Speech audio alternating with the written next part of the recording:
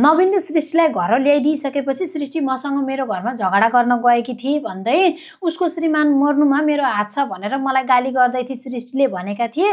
अनि सृष्टिका बाले चाहिँ तिमीले पनि त सरापेका रहेछौ नि, सृष्टिको श्रीमान मरेपछि ठुलो खसी काटेर खान्छु भन्दै भनेर बालाई भनिदिन्छन्। अनि त्यसपछि आमाले पनि तिमीलाई थाहा छ सृष्टिले आफ्नो हात काटेर आत्महत्या गरेर मर्न खोज्दै थिए, धन्न दाइको रगत हालेर सृष्टिलाई बचाएको छ भनेर सबै कुराहरू भन्छन्। अनि त्यसपछि नवीनले हो त्यति बेला मैले रिसको झोकमा आएर भनेको थिएँ, तर सृष्टिमाथि यस्तो ठुलो समस्या आइपर्ला भनेर मैले सोचेको पनि थिइनँ, त्यो भन्नु मेरो गल्ती भयो। तर यदि तपाईहरूलाई पनि मेरै कारणले गर्दा सृष्टिको लोग्ने मरेको हो भन्ने लाग्छ भने तपाईहरूले जे सजाय दिनुहुन्छ त्यो मलाई मन्जुर छ। तर एउटा कुरा याद गर्नु, सृष्टि मेरो पहिलो माया थिए। आफूले मनमा सजाएको मान्छेले यति धेरै पीडा पाउँदाखेरि आफूलाई पनि पीडा हुन्छ।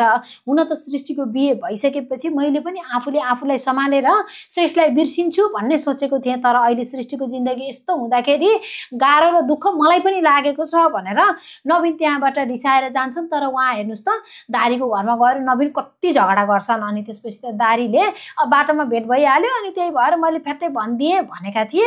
अनि नवीनले त यस्तो कुरा कहिल्यै पनि फ्याट्टै मुखबाट आउँदैन, तैँले जानी जानी यो सबै गरेको होस्, तँमा अलिकति पनि मानवता छैन भनेर कराउँदै थियो। अनि दारीले खुब ठुलो कुरो गर्दो रहेछ, अस्ति त्यो केटालाई त्यसरी पिड्दाखेरि चाहिँ मानवता भन्ने चिज तँबाट कहाँ गएको थियो भनेर कराउँछन्। अनि नवीनले चाहिँ तैँले जे गरिस् एकदमै गलत गरिस्, मेरो कुरा लगाएर तैँले के पाइस् त, तँलाई के फाइदा भयो भन्दा पनि दारीले चाहिँ अनि फाइदा र घाटाको कुरा होइन के, बाइचान्स निक्लियो कुरा भन्छन्।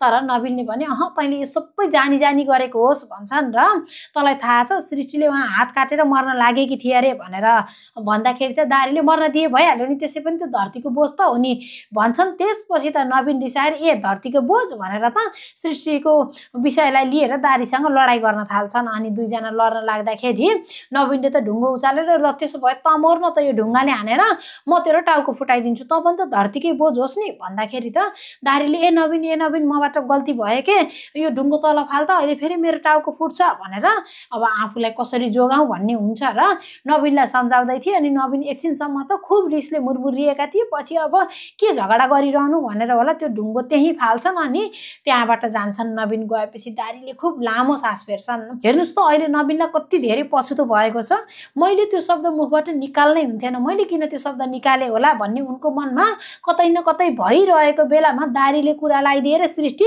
झगडा गर्न आइन्। अब सृष्टिका बाआमाले पनि त्यति विधि कुरा सुनाए, बिचरा यो नवीनलाई चाहिँ एकदमै गाह्रो भयो है। अब चाहिँ जे होस् नवीनले सृष्टिलाई एउटा असल साथीकै रूपमा भए पनि माया र साथ दिनुपर्छ। सृष्टिलाई त्यो पीडाको दलदलबाट निकाल्नको लागि नवीनले साथ दिनै पर्छ भन्ने को हुनुहुन्छ आफ्नो विचार कमेन्ट गरी भिडियोमा लाइक अनि च्यानललाई सब्स्क्राइब गर्न नबिर्सनु होला।